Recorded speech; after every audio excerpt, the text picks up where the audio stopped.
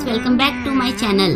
तो जैसा कि लास्ट एपिसोड में हमने देखा था कि हेजिन होंगयुंग से कहता है कि मैं तुम्हारे साथ रिलेशनशिप में वापस आना चाहता हूँ। उसकी ये बातें सुनकर होंगयुंग उसे बहुत सुनाती है।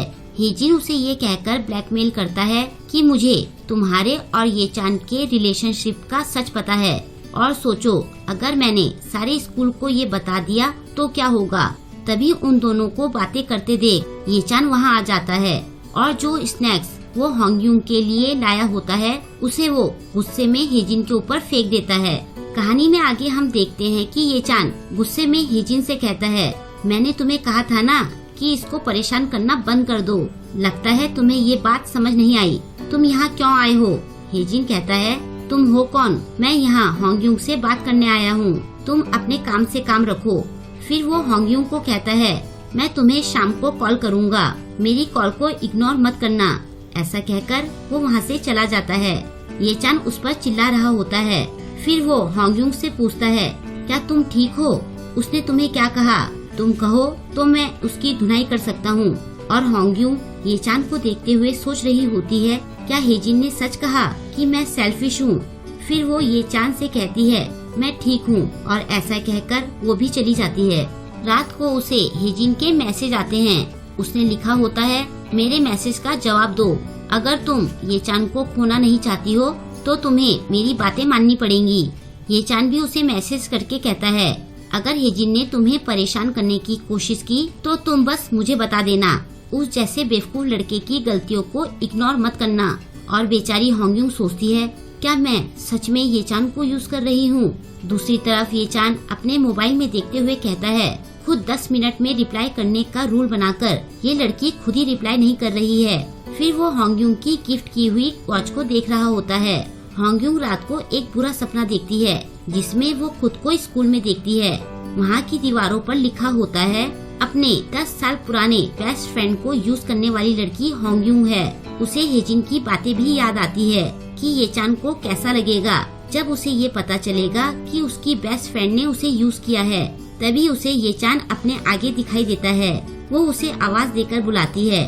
उसे देखकर ये चान कहता है, ये सब तुम्हारी गलती है, और फिर वो गायब हो जाता है। होंगयुंग ये चान का नाम लेते हुए नींद से उठ जाती है। इतना बुरा सपना देखकर वो बहुत डर जाती है। वो उसी टाइम हेजिन को मैसेज करके कहती है, मैं तुम्हारी सारी बातें मानने को तैयार हूँ, बस ये चान को कुछ मत करना। वो सोचती है, क्या मैं ये ठीक कर रही हूँ? नेक्स्ट डे स्कूल के गेट पर ये चान होंगयुंग को कहता है, चलो आज मैं तुम्हें स्नैक्स खिलाता हूँ। वो उसका हाथ छुड़ाकर कहती है, नहीं रहने दो। ये चान उसका हाथ पकड़कर कहता है, हम अभी स्कूल में हैं, हमें अपने बनाए रूल्स के हिसाब से चलना चाहिए। तभी होंगयुंग अपने मोबाइल में किसी से बात करने लग जाती है। ये चान के पूछने पर वो कहती है कि तुम्हें ये सब जानने की जरूरत नहीं है, और फिर वो अकेले ही आगे चली जाती है। ये चान भी उसके पीछे पीछे जाता है। स्नैक्स खाते हुए होंगयुंग अपने फोन में लगी रहती है। ये चान उसे खाने के लिए कहता है। ये चान से होंगयुंग की शर्ट पर दाग लग जाता है। वो उसे साफ कर रहा होता है तो होंगयुंग चिढ़ जाती है। घर वापस लौटते टाइम भी होंगयुंग अपने फोन में ही लगी रहती है। पीछे से ये चान उसे मैसेज करता है, अगर तुम अपने फोन में देखते हुए चलोगी तो तुम्हें चोट लग सकती है, आगे देखते हुए चलो। अगर तुम अच्छा फील नहीं कर रही हो तो हम कैरियोके भी चल सकते हैं। फिर वो रुक कर कहता है, पूरे दिन भर तुम अपने फोन में लगी हुई हो, लेकिन मेरे मैसेज पढ़ने का ही तुम्हारे पास टाइम नहीं है। ये चान के घर के पास आकर होंगयुंग उसे बाय कहकर चली जाती है। उसे जाता देखकर ये चान कहता है, तुमने सच ही कहा था, 10 मिनट से ज्यादा वेट करने पर सच में बहुत लोनली फील होता है। कहानी में आगे बढ़ने से पहले अगर अभी तक आपने मेरे चैनल को सब्सक्राइब नहीं किया है तो अभी मेरे चैनल को सब्सक्राइब कर लें, और लेटेस्ट वीडियोस की नोटिफिकेशन पाने के लिए बेल आइकन को प्रेस करना ना भूलें। अब शाम को घर में होंगयुंग ये चान के मैसेज पढ़ती है। तभी ये चान वहाँ आता है और कहता है, तुम्हें मेरे मैसेज पढ़ने का टाइम मिल गया? वो कहती है, मुझे नहीं पता था कि तुमने मुझे मैसेज किए हैं। ये चान कहता है, सारा दिन तुम अपने फोन में लगी हुई थी और तुम मुझसे कह रही हो कि तुमने मेरे मैसेज देखे नहीं। मुझे पता है कि तुम मुझे अवॉइड कर रही हो। मुझे बताओ तुम्हें क्या हुआ है? वो कहती है, मुझे कुछ नहीं हुआ है, मैं बहुत थकी हुई हूँ, तो तुम जाओ यहाँ से। तभी होंगयुंग का फोन बजता है। अपना फोन देखकर वो वापस रख देती है। ये चान पूछता है किसकी कॉल आ रही है। वो कहती है किसी की नहीं। ये चान कहता है यहाँ कुछ तो चल रहा है, तुम पूरे दिन किससे बात कर रही थी। जब होंगयुंग का फोन फिर से बजता है तो ये चान उसका फोन देखता है। होंगयुंग उससे अपना फोन मांगती है। ये चान देखता है कि हेजिन की कॉल आ रही होती है। वो कॉल उठाता है। दूसरी तरफ से हेजिन कहता है होंगयुंग मैं तुम्हारे घर के पास आ गया हूँ। ये चान याद करता है कि होंगयुंग पूरे दिन किसी से चैट कर रही थी। वो होंगयुंग से पूछता है क्या तुम पूरे दिन भर हेजिन से बात कर रही थी, बताओ मुझे। वो कहती है हाँ मैं उससे बात कर रही थी।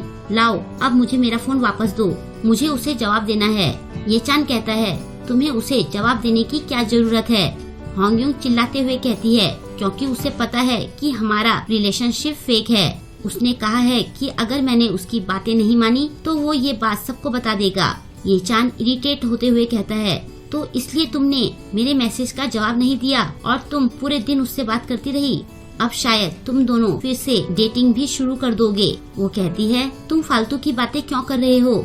ये चान कहता है अगर ऐसा नहीं है तो फिर तुम मेरे मैसेज को इग्नोर क्यों कर रही थी। तुम्हारी नजरों में मैं आखिर क्या हूँ। क्या तुम्हें लगता है कि मैं तुम्हें पसंद करता हूँ तो मैं तुम्हें अपने साथ कुछ भी करने दूंगा। क्या इसी वजह से तुम मुझे बेवकूफ बना रही हो। हेजिन की कॉल फिर से आती देखकर ये चान गुस्से में होंगयुंग का फोन पटक देता है। होंगयुंग अपना फोन उठाती है और फिर वो ये चान से कहती है तुम यहाँ से चले जाओ। तुम हो कौन, तुम मेरे रियल बॉयफ्रेंड की तरह एक्ट मत करो, जाओ यहाँ से। ये चान पूछता है क्या तुम यही चाहती हो। होंगयुंग रोते हुए कहती है हाँ। ये चान जाने से पहले कहता है तुम बहुत सेल्फिश हो। उसके जाने के बाद होंगयुंग रोते हुए कहती है तुम्हें पता भी है कि मैं ये सब क्यों कर रही हूँ। क्या तुम्हें पता है कि मैं हेजिन के मैसेज के रिप्लाई क्यों कर रही हूँ। ये सब मैं तुम्हारे लिए कर रही हूँ ताकि तुम हर्ट ना हो। मेरा दिल तुम्हें पसंद करने लग गया है। उसे वो स्वीट मोमेंट्स याद आने लगते हैं जब ये चान ने उसे कहा था कि मैं तुम्हें बहुत पसंद करता हूँ। आगे वो कहती है मुझे डर लग रहा है कि कहीं मैं तुम्हें खो ना दूँ। वो बेचारी रो रही होती है। अगली सुबह वो शीशे के सामने खड़ी होकर ये चान से माफी मांगने की प्रैक्टिस कर रही होती है। कभी वो उससे हाथ मिलाकर माफी मांगने की सोचती है तो कभी बड़ी स्टाइल से इंग्लिश में सॉरी बोलने की प्रैक्टिस करती है। वो खुद से कहती है ऐसे तो लगेगा जैसे मैं मस्ती कर रही हूँ, मुझे तो कुछ भी नहीं पता है कि मैं क्या करूँ। रास्ते में वो ये चान को ढूंढती है लेकिन ये चान उसे कहीं नहीं दिखता। वो मायूस हो जाती है। आगे चलते हुए भी वो पीछे मुड़कर देखती है कि शायद ये चान हमेशा की तरह उसके साथ मजाक कर रहा हो और अचानक से वो आ जाए। लेकिन ये चान नहीं आता और उस दिन उसे पता चलता है कि उनका 10 साल पुराना रिश्ता कल के 10 मिनट की वजह से पूरी तरह से बदल चुका है। और यहीं पर ये एपिसोड खत्म हो जाता है। आपको ये एपिसोड कैसा लगा मुझे कमेंट में जरूर बताएं और वीडियो को लाइक और शेयर करके अपना प्यार देना ना भूलें। मिलते हैं जल्द ही नेक्स्ट एपिसोड के साथ। Thank you.